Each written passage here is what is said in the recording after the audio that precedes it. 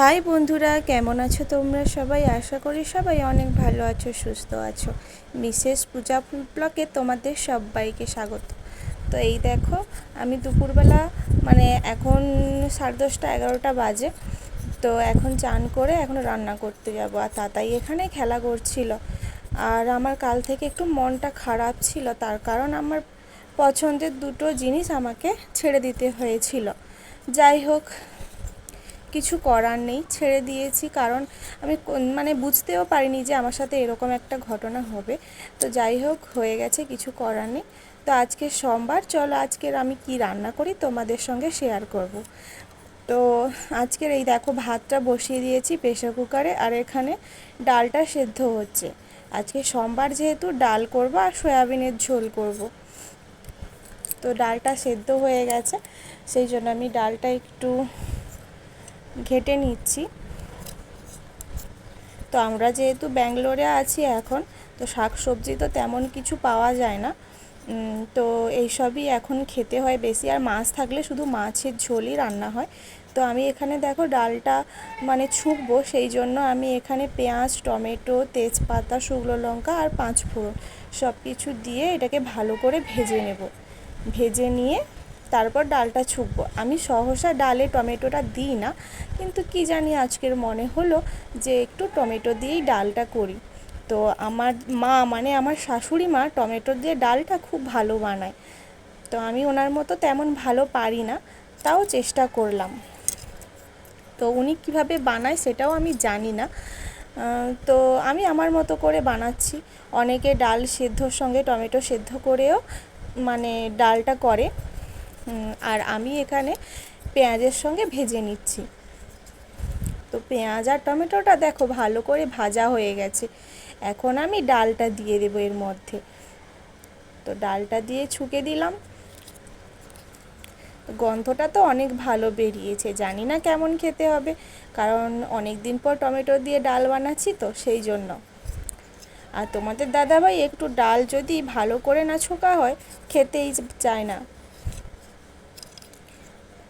তো দেখো, এখন ডালটা ছুঁকে দিয়েছি। ডালটা এখন একটু ফুটে গেলে নামিয়ে নেব।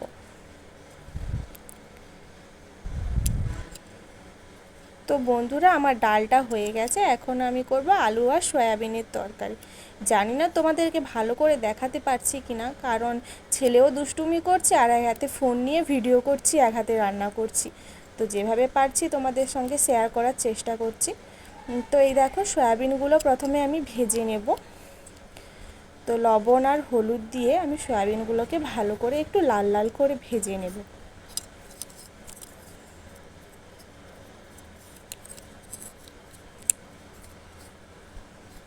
অনেক দিন পর বন্ধুরা আজকের আমি রান্নার ভিডিও করছি। তো অনেক কষ্ট করেই করছি। আর কালকের আমার মনটা যেহেতু খারাপ ছিল, কিছুই ভালো লাগছিল না। তারপর তোমাদের দাদাভাই বললো, তুমি কি ইউটিউবে ভিডিও ছাড়ো, রান্নার ভিডিও, তাহলে দেখবে মনটা ভালো হয়ে যাবে। সেই জন্য আজকে একটু ভাবলাম ঠিক আছে, রান্নার ভিডিওটাই করি। তো এখানে দেখো, এই যে সয়াবিনটাকে আমি ভালো করে ভেজে নিচ্ছি লাল লাল করে।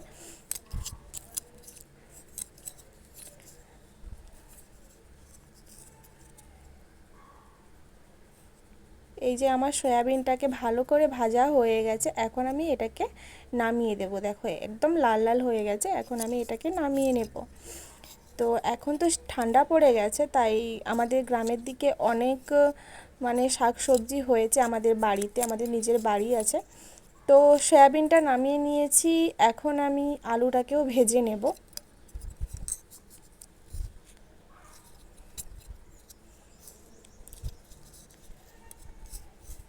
আলুটাকেও একটু আমি লবণ আর হলুদ দিয়ে ভালো করে লাল লাল করে ভেজে নেব।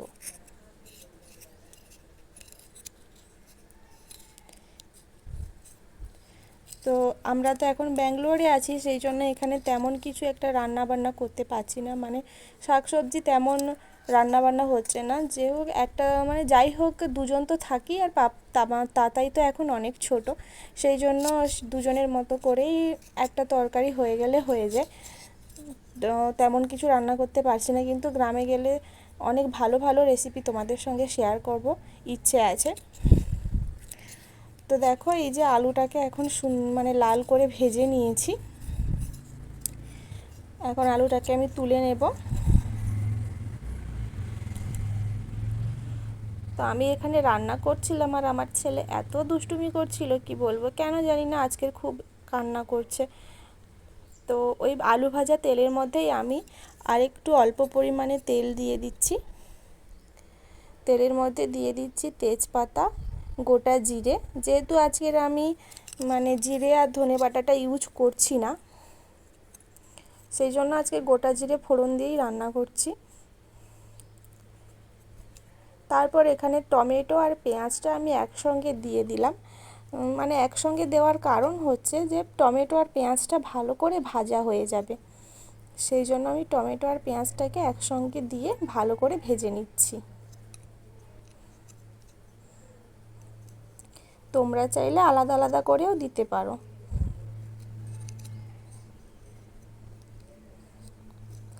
তারপর আমি এর মধ্যে দিয়ে দিলাম অল্প পরিমাণে লবণ।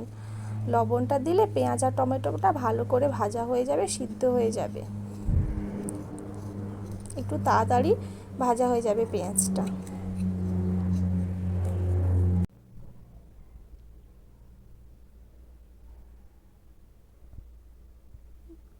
পেঁয়াজটা আমার অনেকটাই ভাজা হয়ে এসছে, অনেকটা নরম হয়ে এসছে, আর টমেটোটা দেখো একদম গলে গেছে। আমি এরপর এর মধ্যে দিয়ে দেব আদা রসুনের পেস্ট। আমরা এখানে আদা রসুনের পেস্টটা মানে এমনি যে দোকানে আদা রসুনের পেস্ট পাওয়া যায় সেটা নিয়ে এসেই মানে ব্যবহার করি, কারণ এখানে শিলনোড়াও নেই আর মিক্সিও নেই, সেই জন্য পেস্টটা নিয়ে এসে ব্যবহার করি। তো আমার তেমন একটা পছন্দ হয় না আদা রসুনের পেস্টটা, মানে কেনা পেস্টটা। শিলনোড়ায় বেটে যে একটা রান্না করে যে স্বাদ থাকে, এগুলোতে তেমন স্বাদ পাওয়া যায় না। তবে কিছু করার নেই, যেহেতু বাইরে আছি তো এগুলো তো ব্যবহার করতেই হবে। তো আদা রসুন আর পেঁয়াজ আর টমেটোটা ভালো করে ভেজে নিয়ে তারপর আমি ওর মধ্যে দিয়ে দিচ্ছি হলুদের গুঁড়ো আর লঙ্কার গুঁড়ো। তো হলুদের গুঁড়ো আর লঙ্কার গুঁড়োটা দেওয়ার পরে আর একটু আমি ভালো করে ভেজে নেব।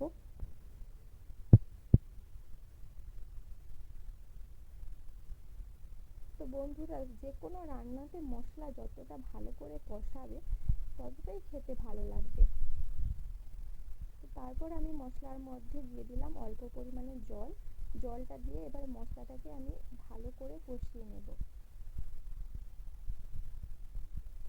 আমাদের কড়াটা এতটাই পাতলা, মানে একদম রান্না করতে করতে পাতলা হয়ে গেছে। আর এটা তোমাদের দাদা ভাইয়ের কাছে ছিল, তো আমি এখানে সেটাতেই রান্না করি। তো এতটাই পাতলা যে রান্না করতে অনেক পরিমাণে কষ্ট হয়। যাই হোক, মশলাটা তেল ছেড়ে গেছে। তারপর আমি আলু আর সয়াবিনগুলো ওর মধ্যে দিয়ে দিয়েছি। এবার আলু আর সয়াবিনের সাথে মশলাটা আমি আর কিছুক্ষণ কষিয়ে নেব।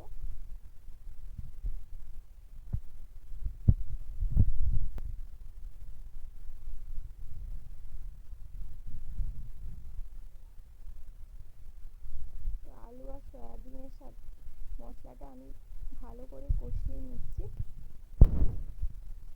তো তোমাদের দাদা ভাই তো তেমন একটা ডাল হলে ভাত খেতে চায় না, তো সঙ্গে যদি এরকম সয়াবিনের তরকারি থাকে তাহলে একটু ভাত খায়। তো মাঝে মাঝে আমি ডিম দিয়ে সয়াবিন দিয়েও তরকারি করি, তো সেটা সময় হলে তোমাদের সঙ্গে অবশ্যই শেয়ার করব।